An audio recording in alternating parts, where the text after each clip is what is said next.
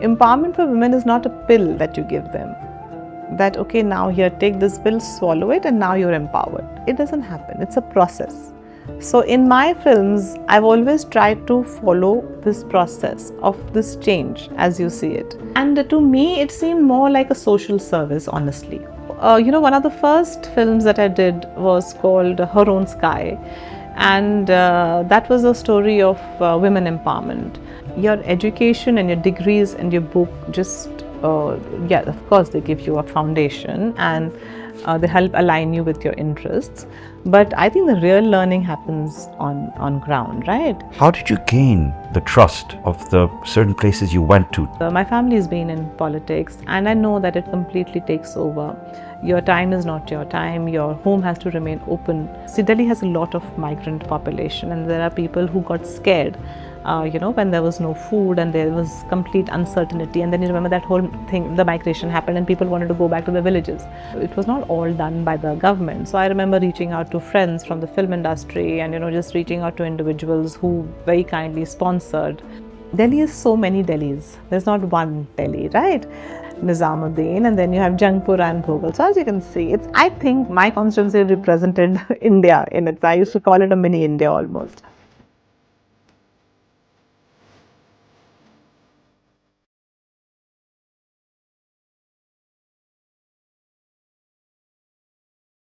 Thank you for having us in your beautiful home in GK2. Welcome. Thank you very much. Let's start at the beginning. Where were you born? I was born very much here in Delhi. My parents are from different parts of India. My mother is from Srinagar, Kashmir, and my father is from Uttar Pradesh, beyond Lucknow. So, but I was born very much here. Studied a little bit in Bombay, but by and large, a Delhiite. Yes. Yeah. Good. Good. And siblings? I have two brothers, both younger to me, and both work in media. One lives in Bombay, one lives in Delhi. Okay. Okay. Close? Very close. Yeah, Touch very wood. close. Yeah, touch wood. It's always nice. Yeah, it's. Parents? Sorry? Parents? Parents. Are my parents close? No. To each other or to me? To you? No, are they in Delhi? My parents live in Noida. Yes, In Noida. Yeah. Fascinating. And your school? I studied at the Mater Dei Convent near India Gate, and I did pretty much my entire schooling from pre-nursery till I passed out from there. Yeah. Very good. Yeah. You were an elected councillor for the Municipal Corporation of Delhi. Which areas fell under your constituency? So interestingly, I had the largest constituency in Delhi. And it started in Daryaganj, and the entire ITO and Pragati Maidan, Sundarnagar, Sundar Nursery, then Nizamuddin, went on to Bhogal, Jangpura. Right. So it was, in one straight road is like about 11 kilometers. So a municipal constituency, municipal board as it's called, is actually supposed to be a very small area. It should ideally be like a 2-kilometer thing, which a councillor should be able to cover on foot. But this time, I don't know how the constituencies were divided, that I actually ended up with the largest constituency in Delhi. And which years were this? This was 2017 when I fought and was elected, Well done. Congratulations for that. And what responsibilities or role did you exercise under your So, review? in Delhi is a little complicated place for governance because of the fact that being the capital city, you have 3 layers over here. You have the central government also, which is positioned here, and then you have the state government. And the state government's role in Delhi is also not, as you were aware that there was a constant fight between what the role and responsibilities of the state government are. And then you have the municipal corporation. So essentially what does come under the municipal corporation, and which I feel is very difficult for the citizens of Delhi, because they're constantly trying to figure out what work comes under who, so they can, get their work done. Street lighting, for example, your local parks, waste management, yes, smaller roads, colony roads, they come under the municipal corporation. Then you have health, some smaller health clinics comes, municipal schools come under the corporation. And actually, yeah, a fair amount. Also, politically, and as a representative, your municipal councillor is actually your first line of contact with government. That's in the three-layered system. Your municipal councillor is supposed to be your first layer of contact. So actually, everything that a person needs, who do they go to? They will first go to the municipal councillor. So so the job requires that your phone is never switched off. Right. And I at least believe that what one cannot do under the role or this thing is very difficult to explain to people when they're reaching out to you. You can't be like, oh, this is not my role. So I kind of understood my role, that if I can't do it, then I have to find a way of making it happen or be the means of having it done, rather than I have to approach the state or the central government in that sense. Long process, meaning to approach. Of course, it's a long process. Yeah, right. yeah. It's a long process, and also because there were different governments. No, the state had a different government at that point of time. There was the Aam Aadmi Party in Delhi. The central government was the BJP. This thing. So yeah, getting work done is a struggle with government sometimes. Yeah, of course. Yeah. You mentioned 2017. So that was 2 years before this pandemic, COVID-19 hit, right? Yeah, 20. Yes, 20. Yes. And I'm curious, what was your stance on the government's management of the pandemic, COVID-19, and because at that time you were very much involved. Yes, I was very much involved because, like I said, that you are the first point of contact for help that people would reach out to. So anything, whether it is distress management, and at that point of time there was so much confusion, so information going out. That was I think the first thing that everybody had to face, implementing the rule that don't step out or step out, so even small things like that. Then having access, and then waste management, which you mentioned, comes under the municipal corporation. That I think is something which not a lot of credit has been given to the municipal workers who work, and the sanitation workers, because just imagine if that had stopped during the pandemic, they continued. And so I think that was very, very, very crucial. Then, of course, there were other things that see, Delhi has a lot of migrant population, and there are people who got scared, when there was no food and there was complete uncertainty. And then you remember that whole thing, the migration happened, and people wanted to go back to their villages. So right from arranging buses. Now, this was not really it was not all done by the government. So I remember reaching out to friends from the film industry, and just reaching out to individuals who very kindly sponsored buses. The area in ITU has a lot of migrant population, so to kind of help them. Then, of course, as much as one could, distributing rations and getting. A lot of my friends, pulled in personally. And quite quickly, now you're quite comfortable in your role as a politician. Are you comfortable with that word? I've never really been comfortable with it. Weren't you initially? Reluctant to contest, yes. Because I have, I'm a very behind the scenes person. I've been a documentary filmmaker all my life. So as documentary filmmakers, we are more comfortable, behind the camera. And yes, when the opportunity came, and the seat was reserved for women, and that's when the opportunity came. And yes, I was very, very apprehensive. My children were very small, and that was a major concern, because my family has been in politics, and I know that it completely takes over. Your time is not your time. Your home has to remain open. And my life with my children was and is fairly private. So that was a major cause of concern for me, that how they would take it.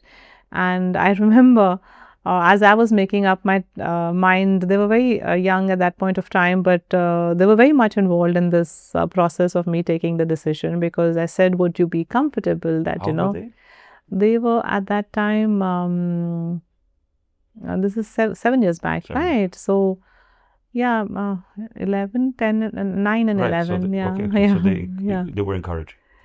Yes, they were. Yes, they were encouraging. They were encouraging. Yes, they were encouraging. But then, come to think of it, they've always been encouraging with whatever it is that I Whatever want you to want to do. do. Yeah, yeah. I mentioned the word, the term politician, and you hesitate. You didn't like the. Yes, because I don't see, or I never did see myself as a career politician.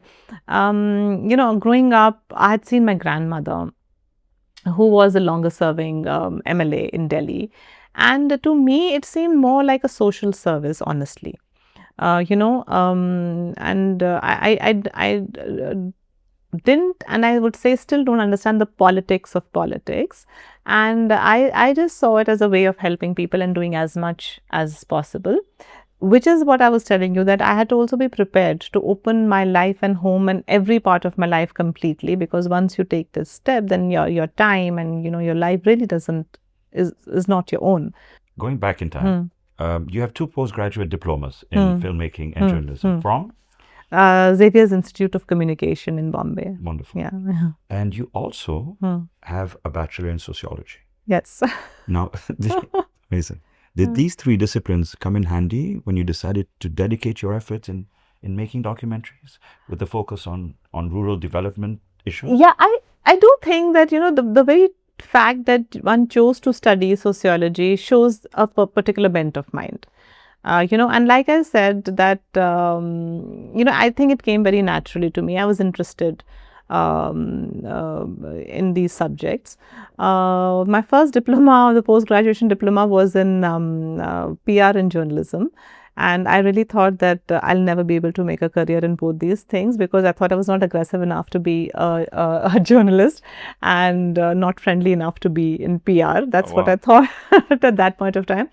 But filmmaking really opened up a lot of things for me. And I also felt that it combines very well, documentary filmmaking combined very well with sociology and, the interest. So the stories I was interested in, the stories I wanted to tell, kind of, I think I just very naturally inclined towards, stories of development, stories of change.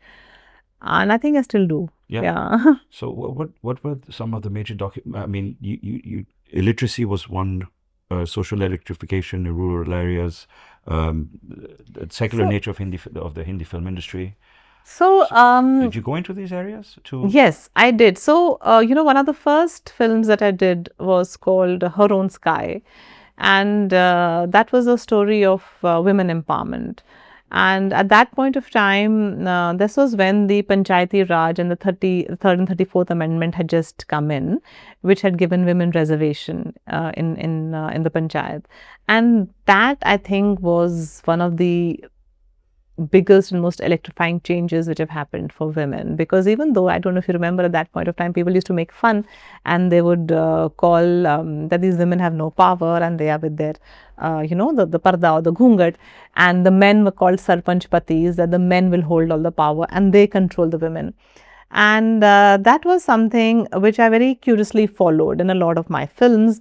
And, I really could see the change on ground, that, reservation was needed for women and is still needed. And what happens that even if somebody, when she's got this position and power, and somebody might try to control her, and maybe will also for some amount of time, but then what happens is that very slowly, and that's why you need reservation, because when women have been subjugated for so long, you need that little push. But slowly I've seen the change happening on ground. Like the ghungat from here will start lifting up. You'll tell her to keep putting her name and stamp on something. After maybe the 100th time, she's going to question you that what is she doing? So that was my first film, actually. And I found this, and I've worked on a lot of films on women in rural areas, and I've really found that, empowering them through schemes and through politics and through reservation really makes, a difference. I remember that time I was looking at the effects of providing them with biogas, and how that changes their life. And it seems like such a small thing, but moving from the chula to getting biodegradable gas in their home, huge change it makes for women. Okay, would it be fair to say that the research you did and the actual process of filmmaking provided you with a certain educational foundation you still carry with you today? Of course, I mean, Of course, right? you learn, you learn so much. Um, I mean, see, your education and your degrees and your book just, yeah, of course, they give you a foundation and they help align you with your interests.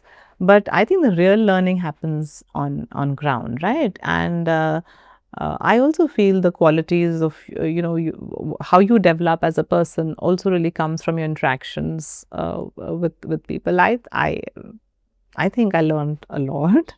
Yeah, and I've just constantly been inspired by the many, I mean, women whose stories of change I've documented. Sports has been another area that I've ended up doing a couple of films on, and which has also truly fascinated me. And then, of course, there's the film industry, the Filmistan, which you mentioned, and that was, I think, one of the large scale documentaries I did, which had everyone from Shah Rukh Khan to Saif Ali Khan to Amitabh Bachchan and Aishwarya Rai, and that was a study in itself. Right, I'm Yeah, sure. yeah. Where can we watch these? Well, on our YouTube channel, Culture Plus, yeah. So we've put almost everything there now. Yeah, Great. many of them. Yeah. Very good. Can you tell me a little bit about some of the struggles you faced researching and shooting these various documentaries? Oh, no, well, researching is no trouble. Researching is fun. I Sure. love doing that, and I think it's I really feel that if somebody, documentary filmmakers are constantly struggling for grants and budgets, and I think if somebody would just give me a grant or a budget to do, I would spend so much time just on the research. I think that's that's I think what makes your film. I remember I was doing a film on Parda, and I was staying in Bombay at that point of time. And at that time, the internet and all had not just completely started. So I used to go all the way from, I used to live in Juhu, I think, from Juhu all the way to this library and in town every day. Oh God. Yeah, like an hour and a half journey, and I would sit and I would make these detailed notes, and so research, of course, is challenging, but I also find it. I think that's the better research you do, the better your documentary will be, because you come from a very strong foundation, and that reflects right till the it's not like a stage that okay, research and shoot and post production. I think that carries you till the end, because it will always come up in the nuances, in your understanding of how you're even editing, and how you're till the time you're presenting a film. Yeah, that. Yeah, of course. But I'm curious also, how did you gain the trust, of the certain places you went to shoot these, to gain the trust of people on the ground? Okay, that's very interesting. I think if you ask me, I think it comes from, I think it just comes from having a genuine interest in the person that you are wanting to talk or know about, as opposed to having an outsider's perspective. So if you're genuinely curious and not judgmental, that we have to be very careful. And I don't think that's something you can impose. You have to just do that naturally. If I'm going into a village and I am going to be judging that person's life and life choices, then I'll be constantly viewed as an outsider, and I'm not going to be able to present her or his side of the story, which is what the purpose of the documentary is. It's not my opinion. I mean, you're exposing a truth. It's not so much exposing it, telling a story, and the story always has to be the person's story. It is not my story. I'm not turned the camera on myself. Though I still believe that the very fact of the story that you're choosing implies a subjective point of view, yes. But what you just have to let the person tell the story without judgment. I remember, I don't know how long this is. That's fine. I remember that I was shooting with a group of African women in Tilonia, Rajasthan, and it's one of the most interesting conversations that I had. So she asked me. So she was this lady from Liberia, I think. She was telling me about her. We were just chatting as women. And this documentary is called No Problem, and we were just chatting as women. And so she told me that she has 9 children, and she asked me how many I have. So I said I have 2. So, and my children were with me. I used to take my children on a lot of shoots with me. So the little they were around, and she's like, "Why only 2? Your husband doesn't like you." Oh, wow. I know, before I talk about me judging her. So I said, "No, why would you say that?" She's like, "Why only 2 children?" So I said, "Why do you have 9 children?" And her reason was very clear. She's like, "2 the lion will take away. She lives in a jungle. 2 the lion will take away. 1 will die because of some illness. So eventually she is going to be left with 3 children." So it's her point of view and her life. Who am I? She was judging, and she thought me having 2 children is a problem. So it's just very interesting. I think you have to approach it with honesty and curiosity and no judgment. That's great. That was communication. Yeah. And without either of us speaking each other's language. Amazing. Yeah. Wow. Yeah. Wow. Now, even though women constitute nearly half of the total population, they're often excluded from local participation and public representation, right? In rural India. What did you highlight through your documentary on women's role in the Panchayati governance? So my documentary on women's role in the Panchayati was now 20 years old, and that documented.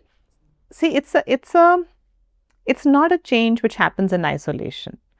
When something is done for women, it affects everybody, right? It is not just the change just affects the women per se, right? It will affect her children. It will affect the family dynamics. It will affect communication within society. So I have always looked at empowerment for women as, I always say that, empowerment for women is not a pill that you give them. That, now here, take this pill, swallow it, and now you're empowered. It doesn't happen. It's a process. So in my films, I've always tried to follow this process of this change as you see it. It's not a neatly tied gift that I will give you this pill and you will become this empowered woman and come to me. Magic formula. There's no magic formula. It's a process. And so that's where the film part is concerned, that you have to be willing to observe this process. And yes, change takes time. In my own role, I have myself come on, interestingly, I made a documentary on this, and then I myself came on a reserved seat. And how I looked at my role or the role of women who come in this, and at least in my case, I tried to apply it, is that the reservation is not for me. No, it was not made that, Yasmin Kidwai is sitting here, no, let's go get her and give her this thing, and the job is to empower Yasmin. No, you giving a woman this position, or her giving her the opportunity to be in this position, means that you open up the doors for women per se. So I used to tell women in my constituency that me being here means that you need to approach me now. Now there's a woman here. So otherwise it's always men coming with the problems. So it has to open doors of access and politics for other women also. So I should be accessible enough, and they should feel comfortable enough now to take their problems to a woman. So for example, I remember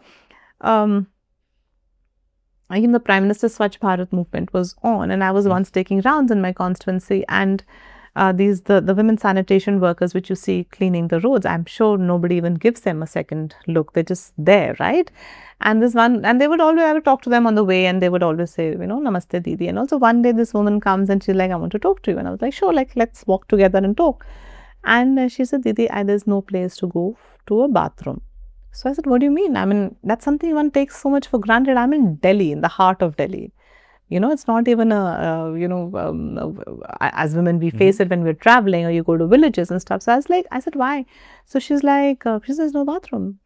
So I said, but there is a bathroom in some community center, I pointed out. And then I said, there is now the petrol pumps are supposed to give you.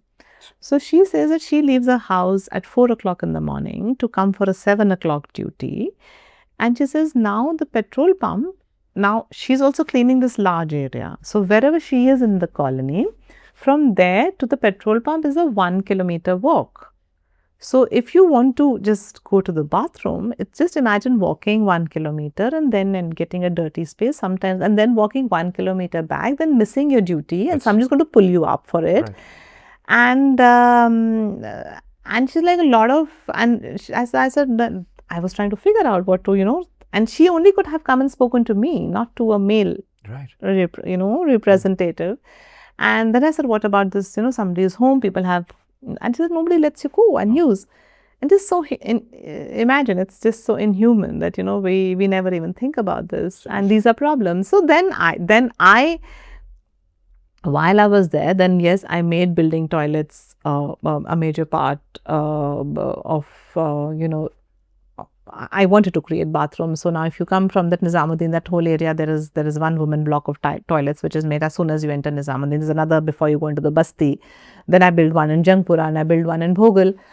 But the point of the fact of the matter is that this is a problem. Yeah. And this is an example of a problem that women face, and which you can bring to a woman representative more easily. And that's why the women should be there, because it has to help other women. It's not for the one woman who's getting the post or the position. You just have to be there to open doors for other women. Is communication as easy or effective in other constituencies? I mean, yeah, you did a lot of effective work in yours, but in different, is there a straight line of communication? Is it easy? Well, I don't know how easy or difficult it is. I think it depends on how accessible the person is. Like I said, your municipal councillor is your first line of contact. Right. So ideally should be very accessible. I think all public representatives should be accessible. Now, how much they are or not, I think it depends. Many are not. Yeah. Yes. I was reading, you come from an incredible lineage of your ancestors. Could you tell us a little bit who your maternal grandfather was? Well, my maternal grandfather was had come from Peshawar, and he was part. His pen name was Babar. He was also a poet, by the way. Yes. So his pen name was Babar, and he had come. He was with the Red Shirt movement, Abdul Ghaffar Khan's, and then he was one of the exceptional Muslims who chose to come from that side to here, to India, because he believed that he fought for the idea of India, like one India. So, so it didn't make sense for him. So he came this side. My grandmother was from Srinagar, Kashmir. And they got married there because he was posted here in my grandfather then joined the All India Radio, and he was a poet, a writer, and they got married, and then they moved to Delhi where he set up the All India Radio unit here. Amazing. The All India Radio unit for Pashto. Yes. For Pashto, and she got into politics, encouraged a lot by my grandfather, who made her give up her parda. Oh, wow. And she became the longest serving MLA in Delhi, a Kashmiri lady at that point of time. Amazing. Yeah. The radio had incredible influence at that time. Yes, everyone was listening, so it was a great platform to express your views and opinions. Yeah. So, and he was a poet, so that was his pen name. Really? Yeah. Yes. And the Kidwais? So that's the other side. That's the political side of the family, and they're from Uttar Pradesh, Barabanki, UP, and so my father was also in politics for the longest time. He's retired now, and so was my aunt. Almost everybody, and they were part of the freedom movement from here. So yeah, both sides of the family in different ways. Fascinating. Yeah, it's in your DNA. Were you aware growing up? Was politics discussed at home? Was there an expectation for you, or were you deterred from the whole idea growing up? See, I grew up a lot with my grandmother. Okay. And like I mentioned that, for her, it was always about helping people. So I just remember all that I wanted at that point of time was I just wanted her to myself. And I do remember that I'd had to share her with everybody. Everybody called her mummy. And I used to be like, why does everybody call my mummy? But what I saw is that there was no privacy. Our house was open and she was there for everybody. I don't remember politics as such ever being, we won't use discussed. Helping people, service. It was just service. That's how I've always seen it. That, it was not about posts or position, or I didn't even know what my grandmother was. And that never flowed into the conversation. It was always about, she would get up like 6 in the morning, people would be at her home.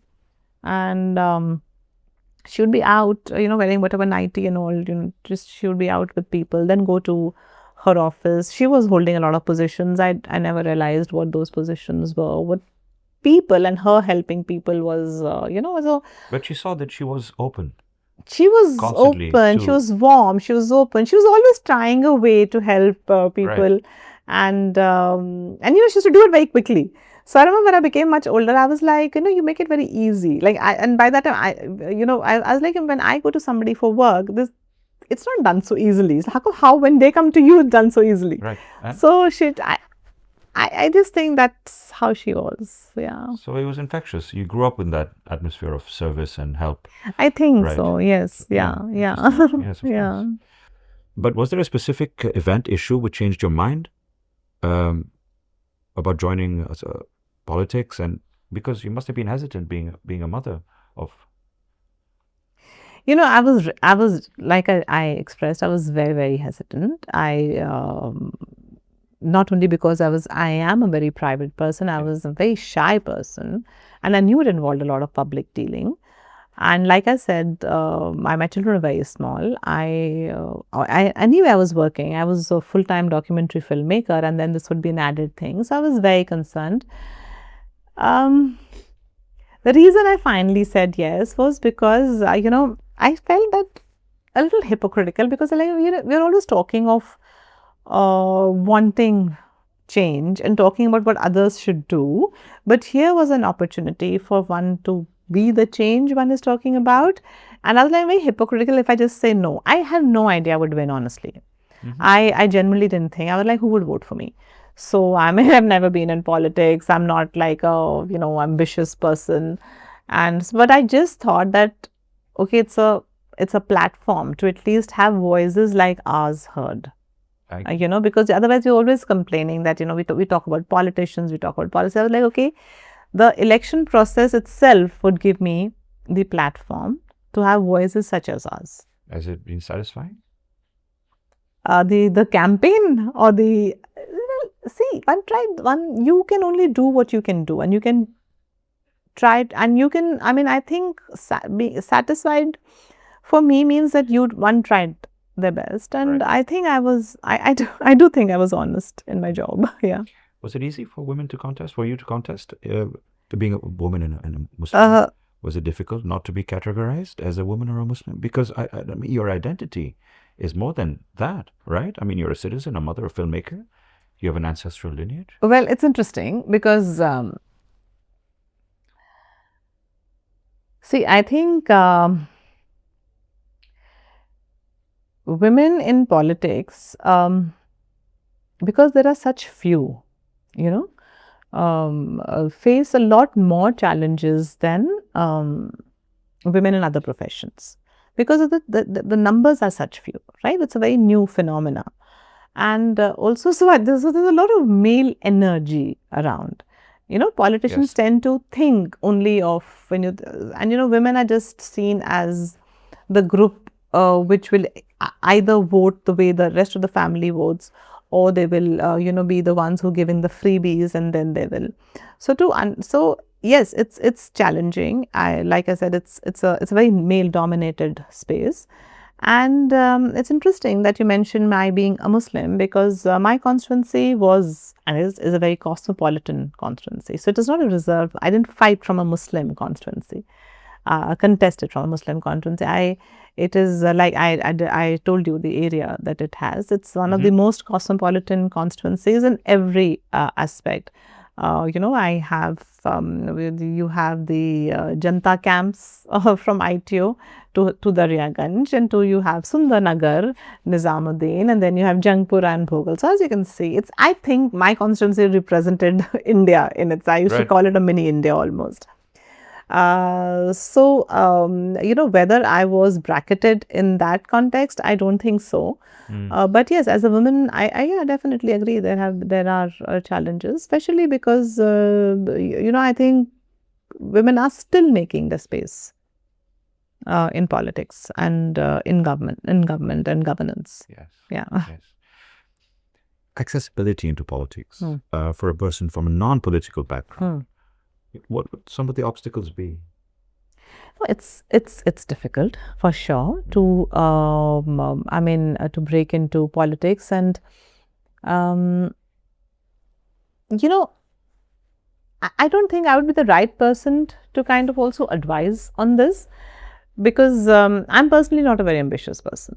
So I cannot say, how to plan your career growth and trajectory in politics as a career, because it's not a stable place. So there are various entry points, right? So it's not like being a set a pattern to follow, which is like how any other profession, like a lawyer or or a doctor or anybody would do. Yeah, there's at least a map. Politics does not give you that map, which is what makes it difficult. You can enter at various stages, but then I think each person really has to keep telling their own story and making their own path. Yeah, so that's what is challenging about it. Yeah. How important do you think the role of media are in women being represented fairly? Social media. On social media, the role of media, newspapers, TV. It's very interesting that you asked me this question, because I was just, in fact, going to talk about it on my Instagram. I was just noticing, and this is very, very sad. Where are we sitting? We're in 2026. And I was noticing these ads on television that, and these ads cut across washing powder, chicken, cereals, protein powder, or whatever you give children, the energy drinks and all that, a boy, a male child, has to simply exist as a male child for his parents or mother to fawn over him, to do his life insurance, to give him the choicest food, to wash his clothes and do everything. But if you notice in these ads, the girl child has to be achieving something. She has to be jumping the highest. She has to be preparing for a race. She has to be studying the highest or hardest, or have this goal which she is working for, and then the family is going to come and support her. Right. So the girl has to constantly, the girl child has to work at achieving something to have the same privileges or care to be handed over to her, which the male child just gets. Please notice that. It's really disturbing. Really? So it's ingrained subconsciously into your psyche? I mean, I noticed it. Just put on, just notice ads from this point of view. Okay. That the girl child has to be preparing for a race. She has to be studying. She has to be getting into some college and has to get the highest marks. And then the mother will give her this check, or will give her the food, or will give her this. The boy child just runs home with the puppy, and everything is done. I don't think that that rural India is far more orthodox, or this thing when it comes. I find in urban India, it's a very convenient pass given to women to get their education and to get jobs. It's just very convenient, because she's just adding to the second income. So you are now controlling her via that. As how many women actually have control over their own resources, or over their own income, or a choice or a say in what they're doing. It's very convenient for a man to say that, oh, my wife is working. Yes, because it's very convenient for you. Right. You get a double income. Are you helping her at home? Is the man doing that? No. So she basically ends up doing two jobs, Yeah. So, so I don't know. So I'd be a little easier about, judging rural India, because I feel there are enough problems happening. Yeah, of course. Okay. Yes. And so what's the idea of fostering a community and encouraging multicultural platforms? Why you got involved today? You're involved in a Sufi festival. Could you talk me through it? So, so as a documentary filmmaker, like I said, I think it's been a part of a journey. storytelling and being storytelling is I think something which I enjoy, which comes with a natural curiosity about people. And you took me through my journey, and the community has always been very important. And I do feel that communities coming together can affect large change. And so I moved into the cultural space of organizing and large scale IPs and cultural festivals. I started about 6 years back in Madhya Pradesh in Orcha, where I built the first cultural festival called Namaste Orcha. And the Sufi festival in Delhi, how it really started was that I was very keen to build something for Delhi, and I was constantly trying to figure out that what will tell, how do I bring the story of Delhi together. And Delhi is so many Delhis. There's not one Delhi, right? So, and I was struggling with it for a long time that how do I best convey the story? And we would discuss it internally in the team and all. And then I felt that it's Sufism, which best represents the spirit of Delhi, because Sufism, as I see it, is a state of being which allows you to be. It's open to ideas. It's not fixed. And I just felt that that's what Delhi is. It's a state without any borders, which takes in everybody, and that is why Sufism is so popular in Delhi. And it's such a local phenomenon, but at the same time is so global in nature. And so I mean, we launched the festival last year. It came together beautifully, and I think the city accepted it. Where? And in Sundar Nursery in which Delhi. Dates are they? Is it? So this year is the second edition. We are on the 28th of Feb and the 1st of March. It's a weekend. Wonderful. Please do come. Of course. And where can one buy tickets? On District. On District. Yeah. And the Namaste Orcha. How many have you? We did only one Namaste Orcha because then COVID happened. Okay, I see. And at some point of time, I would love to. Orcha is like my first love, I think. Yeah, I'd love to go back to Orcha. It's such a beautiful. Town. And, I think it's an example of, how many hidden treasures India. Orcha means hidden, right? Orcha means that. And I feel it means hidden treasure. So it's actually the best way I can describe it. Yes. Yeah. And finally, what's next this year? After the Sufi festival? So the Sufi festival is about again connecting with building a community, connecting with people through stories. And so the Sufi festival will kind of, now the idea is that we have smaller editions through the year, which we'll be doing. I would also ideally really like to work on a Sufi retreat and build that up if that happens. And location. I mean, I don't know. I have two ideas in mind, either Kashmir or Rajasthan. Let's see. Okay. And then I also want to take the Sufi festival. Like I said, the festival started with its foundation in Delhi, but the spirit is, I think, something which is can translate in any part of India. And I'd like the festival to kind of move beyond. Of course, then the podcast about Delhi Love is there, which is also kind of now moving into a larger space, because I feel culture is a space where there is not much conversation, and we kind of keep culture very locked. Why? I don't know. People will become guardians of culture or custodians of culture, and I want to open up that interpretation, and I want to talk a lot more about and I do believe, we spoke about development, which is ever evolving and changing in nature. I think so is culture. Of course. Yes, it's an ever evolving and ever changing, and I'd like to continue my work in this space. Sorry, you mentioned a foundation. Which foundation was this? Our foundation. So we have I started work on a foundation about 3-4 years back. It's called the Culture Plus Foundation, and it actually was started during COVID. Because I was like you talked about our work, that there was there was something you could do for migrants, and there was something you could do to help other people. People could be sent in buses, but what do you do with artists?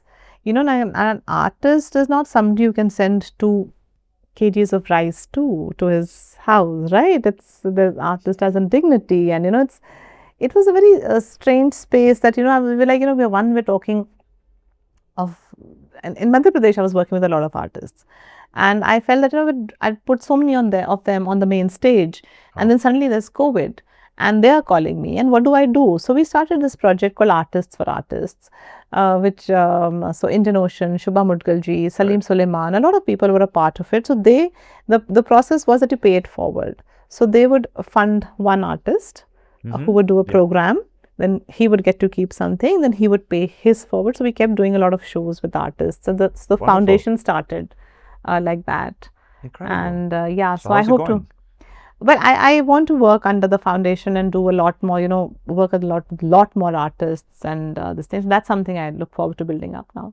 Yeah. Okay, great. Great. Thank you, Yasmin. Thank you. Yeah, lovely, difficult questions, but interesting too. Oh, and your children's names? Oh, Rayan and Iman. Yeah. And they're in Delhi? No, one is in Delhi, and the other one studies in Jodhpur. Great. Great. And you'll see them soon. I hope so, inshallah. Yeah. All right. Thank you very much. Yeah, thank you.